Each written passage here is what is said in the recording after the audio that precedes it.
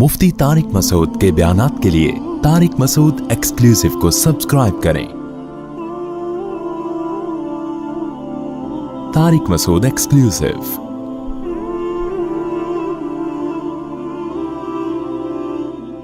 हज़रत उमर रज़ी अल्लाह ताला अन्हु हदीस के रावी हैं, मशहूर हदीस जिसको हदीस जिब्रील कहा जाता है कि आप सल्लल्लाहु अलैहि वसल्लम की महफिल में एक शख्स आया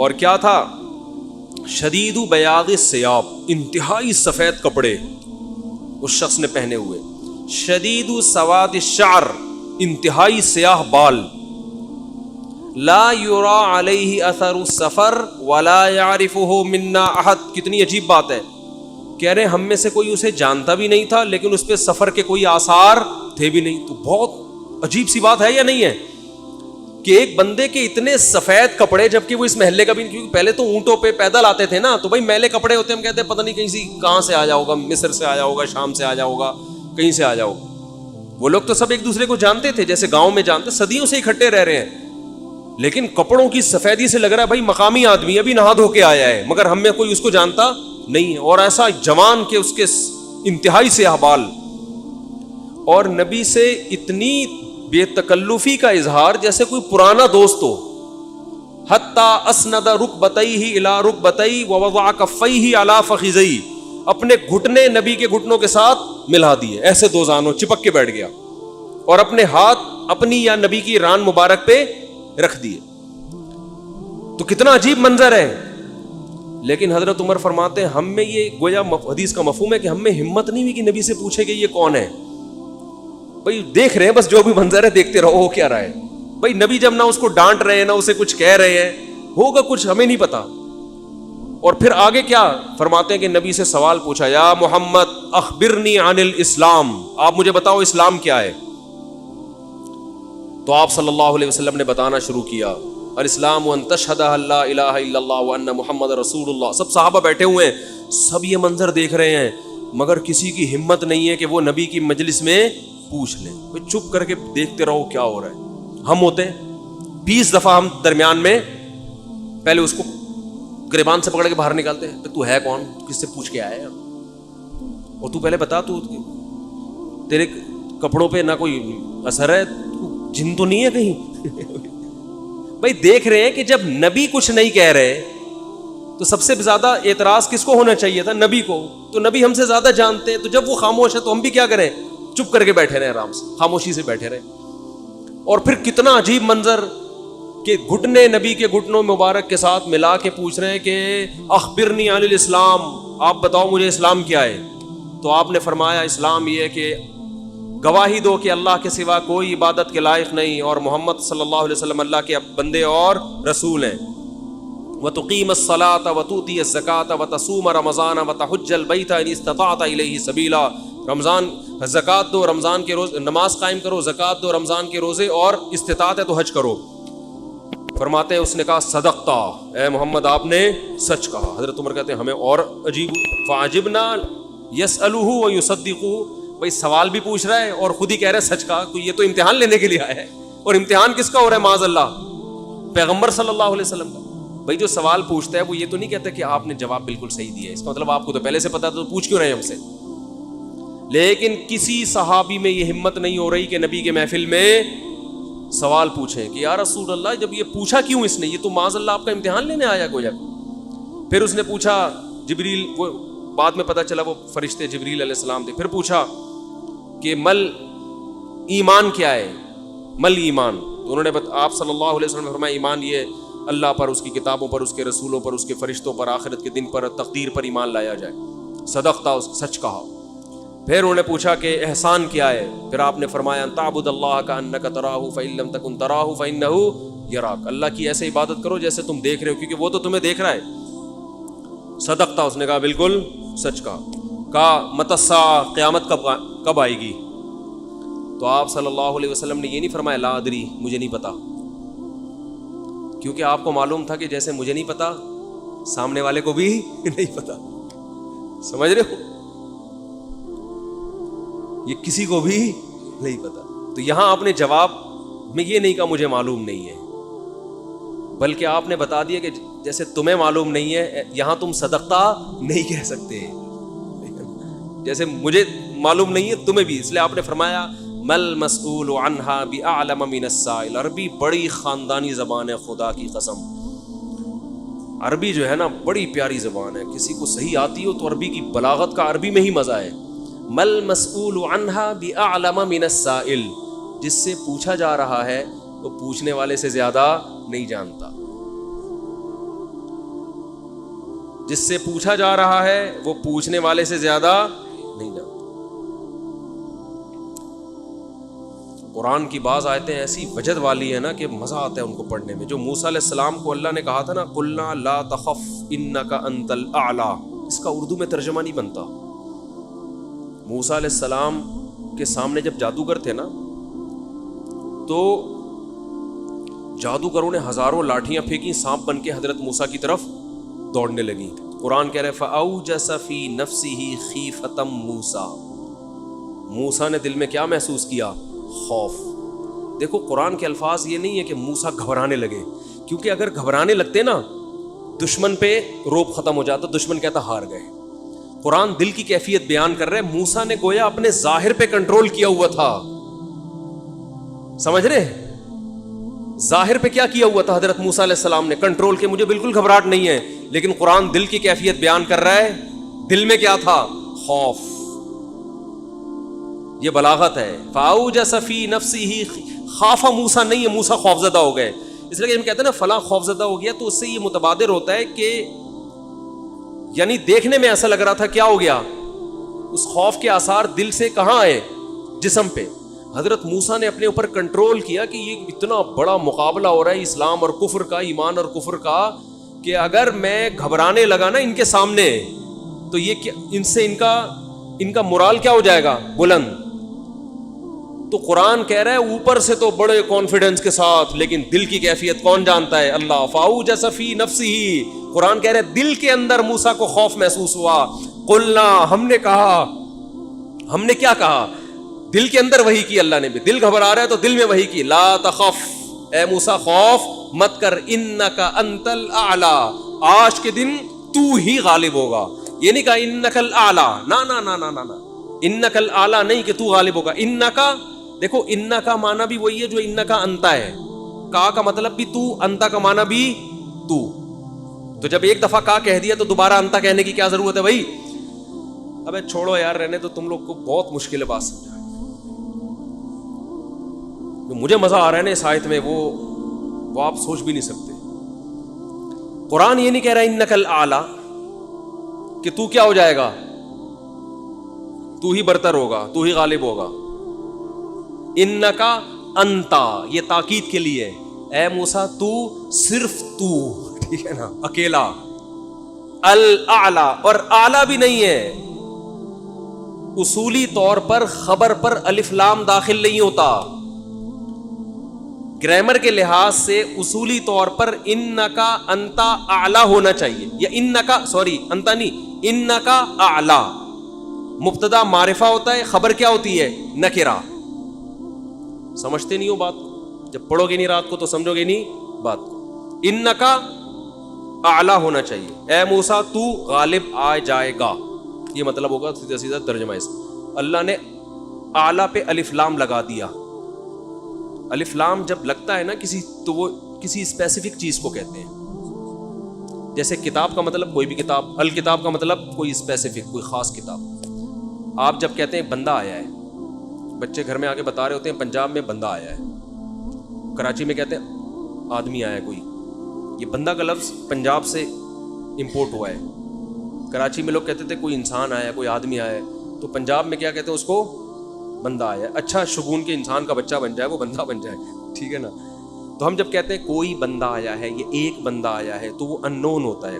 ابو کو بتا رہے ہوتے ہیں ابو ایک انکل آئے ہیں، اس کا مطلب کیا ہوتا ہے؟ کوئی ہے۔ لیکن اگر ایسا بندہ آیا ہو جس کا آپ کو پتا ہو، یعنی پہلے آ چکا ہو اور آپ اس کے انتظار کر رہے ہو، وہ اسپیسیفک وہ بندہ آ چکا ہو، تو عربی میں کہیں گے البندہ۔ بندہ عربی کا لفظ نہیں، لیکن میں سمجھانے کے لیے، جاء رجل یو سڑے راغلے، यो सड़े कहेंगे ना, युवा सड़े राग ले, मौका देके भाग ले। एक बंदा आया है, जा अर रजुल, तो इसका मतलब वो एक मखसूस बंदा है जिसका पहले से आपकी खोपड़ी में तसव्वुर है। तो कुरान कह रहा है इन्नका अंतल अल आला। अल आला का मतलब कि जब मुकाबला हो रहा है ना, तो जो शख्स बरतर आने वाला है, लोगों के जहन में गोया कि उसका एक तसव्वुर है कि एक न एक जीतेगा, तो वो जो जीतने वाला मखसूस शख्स है, आपके अलावा कोई भी नहीं है वो, और सिर्फ आप ही हो। अल आला कौन है आज? अल आला, आला नहीं बल्कि अल आला कौन है? पूरा तर्जुमा हो नहीं सकता इसका। वो कौन है? ए मूसा, सिर्फ और सिर्फ तू ही है, तो ला तखफ, तुझे खौफजदा होने की जरूरत नहीं है। तो क्या बात कर रहा था मैं, ये आयत कहां से आ गई? हाँ, तो यही नबी सल्लल्लाहु अलैहि वसल्लम ने जो फरमाया ना, मल मसऊलु अन्हा बिअअलम मिनस साइल, ये भी क्या है? बलागत है। जिससे पूछा जा रहा है वो साइल, मसऊल साइल से ज्यादा नहीं जानता। तो फिर हजरत जिब्रील ने, वो जो इंसान थे, वो जिब्रील थे, इंसान की शक्ल में आए थे, उन्होंने पूछा कि अलामात बताएं, तो आपने फरमाया अंतलिदल अमतु रब्बतहा। इस हदीस पे जो अदब वाली बात है वो मैं भी गिच्ची पकड़ के रखना, भूल ना जाऊं, लेकिन इस हदीस में बात आ गई है। तो एक दिलचस्प बात क्या है, आपने क़यामत की पहली अलामत बताई कि बांदी अपने आका को जनेगी, यानी लौंडी और गुलाम से जो बच्चा पैदा होगा वो माँ का बेटा कम और माँ का बाप, बोलो, ज्यादा। माँ का मौला और माँ का आका ज्यादा होगा। गुलाम की मिसाल नहीं दी, क्योंकि गुलाम मर्द होता है ना, उस पर तसर्रुफ थोड़ा सा फिर भी कम होता है, यानी वो आपकी मिल्कियत में होता है लेकिन उस पर कंट्रोल कम होता है क्योंकि आदमी है। जब औरत आपकी मिल्कियत में होती है, लौंडी, उस पर वो तो कमजोर है ना, उस पर क्या होता है? आपका तसर्रुफ ज्यादा। तो जो मुकम्मल गुलाम और बांदी थी,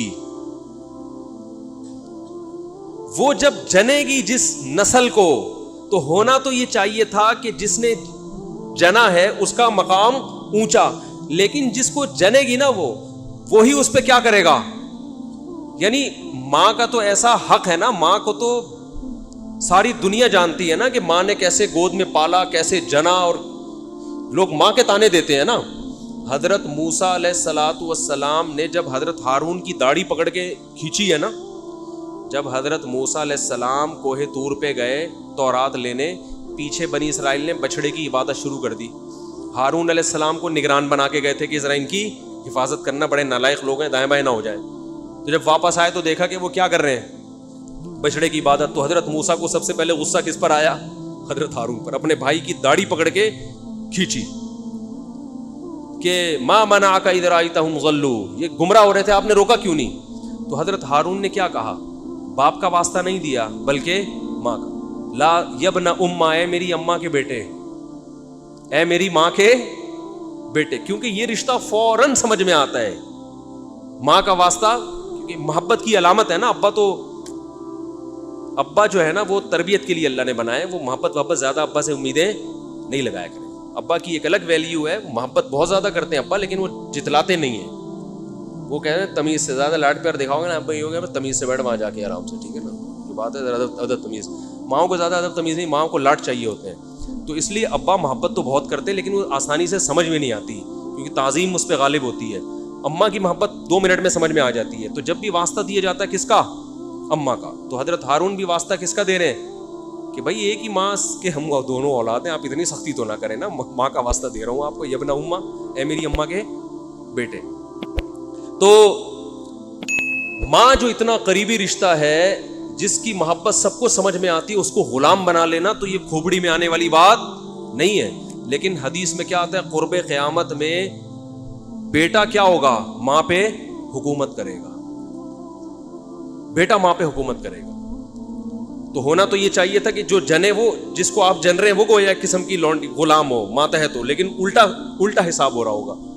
तो ये भी पता चल रहा है कि अदब मार्केट से क्या होना शुरू हो जाएगा?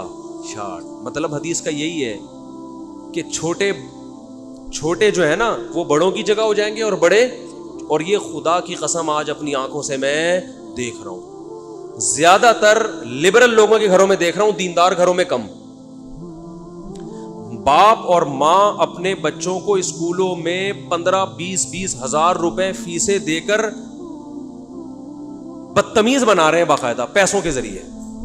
یعنی اسکولوں میں پڑھا رہے ہیں, ماڈرن اسکول ہیں, اور بہت ہی ماڈرن قسم کے اسکول جن میں مذہب نہیں ہے.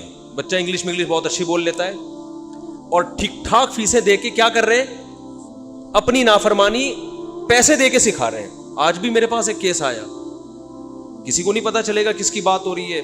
ایک صاحب نے کہا میں نے اپنی بچی کو ایڈمیشن کروایا, میں 20 ہزار روپے فیسیں دے رہا ہوں, اور وہ چرس پی رہی ہے, وہ پتہ نہیں کتنے لڑکوں سے دوستیاں لگا رہی ہے. تعلیم کو فوکس کرنے کے چکر میں تہذیب کا بیڑا غرق کر دیا. یعنی گویا کہ پیسے دے کے باقاعدہ کیا جا رہا ہے, اپنے بچوں کو خراب کیا جا رہا ہے. تو جنا بھی خود, احسان بھی خود کیا, اور نکلا کیا رزلٹ, وہی آپ پہ کیا کر رہا ہے حکومت, وہ آپ کی ایک بات ماننے کے لیے تیار نہیں ہے. تو یہ وہ دور ہے جس سے ہم گزر رہے ہیں. تو اس میں بھی ادب کی تلقین کی گئی ہے. جب کچھ اس طرح کے لوگ آتے ہیں نا میرے پاس, کہ باپ بیٹا بیٹھا ہوا ہوتا ہے اور باپ اپنے بیٹے کی شکایتیں کر رہا ہوتا ہے بڑے دھیمے لہجے میں کہ بچے کو غصہ نہ آ جائے, اور بیٹا جواب دے رہا ہوتا ہے بڑی اونچی آواز میں. یہ میں نے بہت دیکھ لیا ہے, بہت دیکھ لیا اپنی زندگی میں. اس سے مجھے فوراً وہ حدیث یاد آتی ہے کہ اس کو باپ ہونا چاہیے اور اس کو بیٹا. باپ کو یہ ڈر لگتا ہے کہ یار اب میری اولاد ہے, یار میں کوئی اونچی آواز سے وہ ایک دم میٹر نہ گھوم جائے اس. دیکھو یہ اولاد کے نالائق ہونے کی علامت ہے کہ آپ نے اپنے باپ کو یہ اتھارٹی نہیں دی ہے کہ وہ آپ کو ڈانٹ سکے. اگر آپ کا باپ آپ کو ڈانٹتے ہوئے گھبراتا ہے نا, خدا کی قسم یہ باپ کے خراب ہونے کی دلیل نہیں ہے, یہ اولاد کے خراب ہونے کی دلیل ہے. یہ اولاد کے خراب, وہ ڈر لگتا ہے اس کو کہ یار کچھ بول دوں تو ایسا نہ ہو ناراض ہو جائے. میں نہیں کہہ رہا اولاد پہ بیجا سختیاں کریں یا خام خامے ڈانٹ ڈپٹ کرتے رہیں, اس سے تو ڈپریشن کے مریض بنتے ہیں. ماں باپ ظلم بھی کرتے ہیں. اس پہ میں انشاءاللہ بیان کروں گا کہ میرا ارادہ ہے, میں نے جو سینٹ میں بل پیش ہوا نا کہ ماں باپ کو اولاد پہ ہاتھ اٹھانے کی اجازت نہیں, شوہر کو بیوی کو ڈانٹنے کی اجازت نہیں, یہ بالکل خلاف ہے, لیکن اس کا ناجائز فائدہ بھی اٹھایا جاتا ہے. تو ماں باپ کو بلا وجہ اولاد پہ ہاتھ اٹھانا شرعن جائز.